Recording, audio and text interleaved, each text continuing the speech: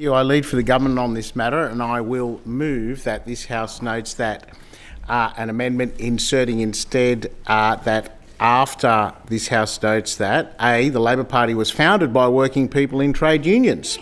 B, it is common knowledge and a matter of historical fact that many unions are affiliated with the New South Wales Labor Party and support the party at elections. C, for well over a century, collective bargaining has formed the foundation of industrial relations in Australia, and the Labor government unequivocally supports this.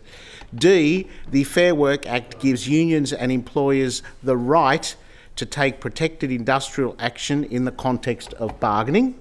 And E, the Labor Party in government will always support the right of trade unions to legally bargain for wages and conditions, and will continue to do so. Madam Deputy President, this fellow is a real bloodhound, isn't he? What a revelation! Point of order has been taken.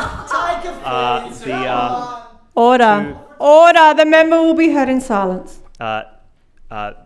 One point of order, which is that the member should direct his comments through the chair rather than saying "this bloke."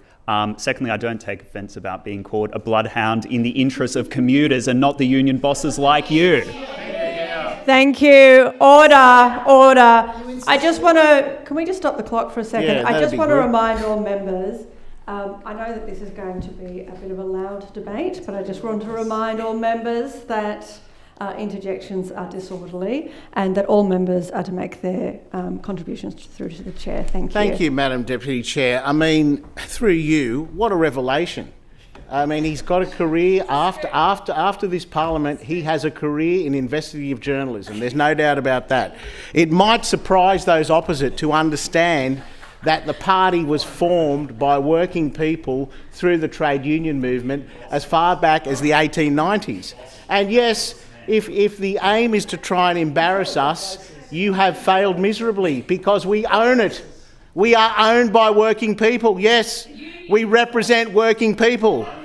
But I'll tell you who they represent, Madam Deputy President. I'll tell you who they represent. The big end of town, corporate greed. They support obscene CEO salaries. They support people on obscene CEO salaries. And if you want to talk about donations, how about this?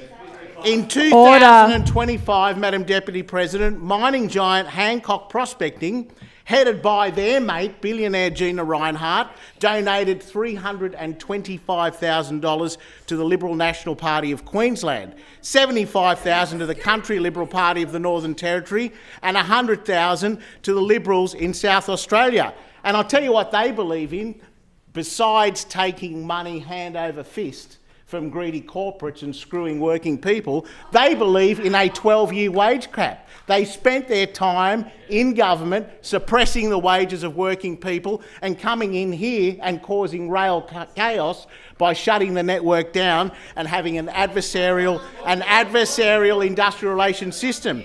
I'll tell you what we believe in. We do believe in unions affiliated to the party and working people telling us what's in their best interest, because that's who we represent. And that's why you've seen wages being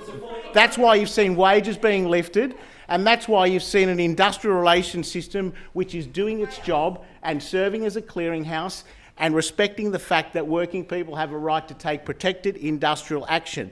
So I think you should keep coming here and prosecuting your failed policy so that you can stay on the benches and the member over there can have a career in investigative journalism when it's all over.